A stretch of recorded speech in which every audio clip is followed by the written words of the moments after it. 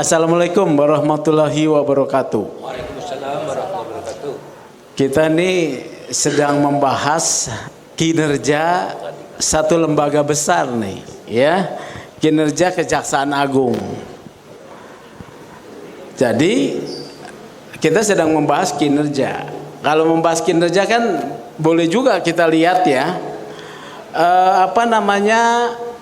survei indikator. Indikator politik melakukan survei tingkat kepercayaan publik kepada beberapa lembaga negara. Yang paling tinggi itu TNI 92%. Kemudian lembaga kepresidenan, ya, lembaga kepresidenan, bukan presiden nih Bang Faisal ya. Kalau presiden langsung dikritik kali ini ya. Yang ketiga lembaga presidenan 85%. Yang ketiga itu adalah Kejaksaan 74,7%. Kemudian baru di bawah ada pengadilan, kepolisian, pengadilan, KPK malah paling buncit, ya. Nah, memang boleh juga ditayangkan punya saya ya. Memang beberapa belakangan ini setelah Jaksa Agungnya Pak TB siapa ini? Burhanuddin ya, kinerjanya memang mencorong ya. Tetapi dengan satu kasus ini kita patut mempertanyakan ini ya. Jadi kita lihat fenomenanya dulu. Karena kita kalau melihat fenomena nanti akan tahu seperti Bang Faisal ada gejala apa. Saya mengecek nih ya fenomena terkait dengan penyitaan PT Gunung Bara Utama. PT Gunung Bara Utama ini kan disita dalam kaitan korupsi Jiwasraya, di mana salah satu terdakwanya divonis untuk membayar uang pengganti 12,6 triliun. Ya, siapa yang memiliki kewenangan dan tugas atas nama negara melakukan pemenuhan vonis atau pengembalian kerugian negara? Yaitu kejaksaan dalam hal ini. Jadi ada tugas yang diberikan oleh negara kepada kejaksaan. Tugas itu pada tahap pertama berhasil ini ya. Ada memenjarakan pelaku korupsi, ada uang pengganti 12,6 triliun. Nah, saya membaca di berita Sudut Berita News di ruang Kaltim ya, tanggal 18 Mei itu ada ya di sana ya. 18 Mei ini ada 18 Mei 2022. Jadi udah 2 tahun yang lalu ya. Ada penyitaan aset Gunung Bara Utama senilai 10 triliun. Ini diucapkan oleh Kejari Kukar Bayu Pramesti. 10 triliun. Jadi memang kinerjanya bagus. Tapi ini beberapa berapa tahun kemudian, 1 tahun 3 bulan kemudian lah ya, saya baca di berita CNBC 9 Juni 2023 ya, ada dilelang satu paket saham PT Gunung Bara Utama nilainya cuma 1,9 triliun. Nah, ini dua fenomena ya. Kita lihat fenomena pertama, ada 3 fenomena. Putusan, berdasarkan putusan pengadilan ada uang pengganti 12,6. Disita menurut Kejari Kukar 10 triliun, masih dekat-dekat. Tapi ketika dilelang dalam wilayah kewenangan administratif dan juga kewenangan hukum dari kejaksaan hanya 1,9 triliun. Nah, ini mulai tanda tanya ya. Ini mulai tanda tanyanya mengapa kalau berdasarkan yang namanya pemberian kewenangan, aparatur negara itu tidak boleh menyimpangkan ya, menyimpangkan kewenangan yang diberikan bertentangan dengan tujuan pemberian kewenangan. Apa tujuan pemberian kewenangannya?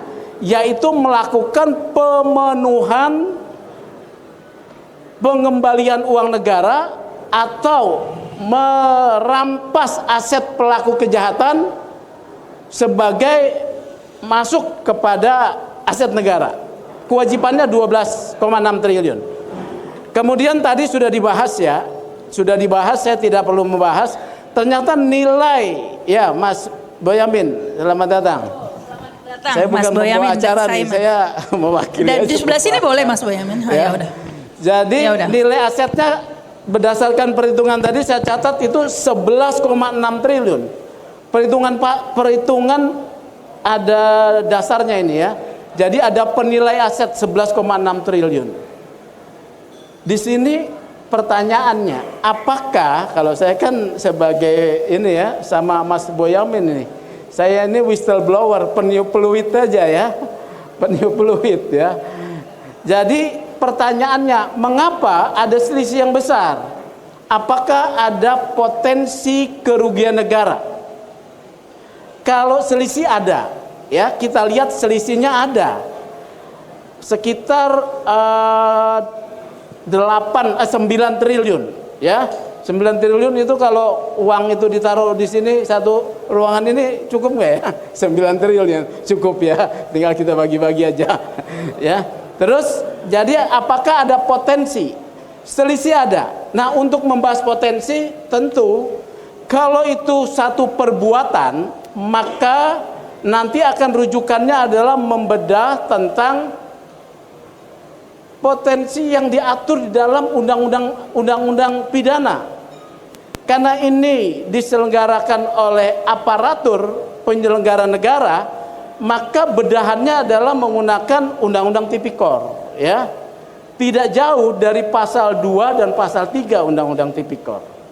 Kita pasal 3 saja lah ya. Memang kan ini kita bilang oknum ya. Oknum ini ataupun jaksa yang melakukan ini punya kewenangan. Tapi pertanyaannya apakah kewenangan tersebut digunakan sesuai peruntukan kewenangan diberikan? Ya, kalau ini ada selisihnya nih. Nah, ini yang harus dibedah oleh penegak hukum. Karena menurut teorinya pasal 3, barang siapa ya menyalahgunakan kewenangan yang bisa menimbulkan kerugian negara dipidana korupsi. Ini jadi nah ya yang menguntungkan diri sendiri atau orang lain. Ada selisih 9. Ini harus ditelisik. Ada kalau dalam pembedahan kasus itu ada petunjuk-petunjuk, ada indikasi-indikasi dan ada aktor. Ya, ada perbuatan, ada indikasi, ada aktor. Siapa aktornya? Aktornya kalau di sini tadi kan kalau dalam pengadaan barang dan jasa itu pejabat pembuat komitmen.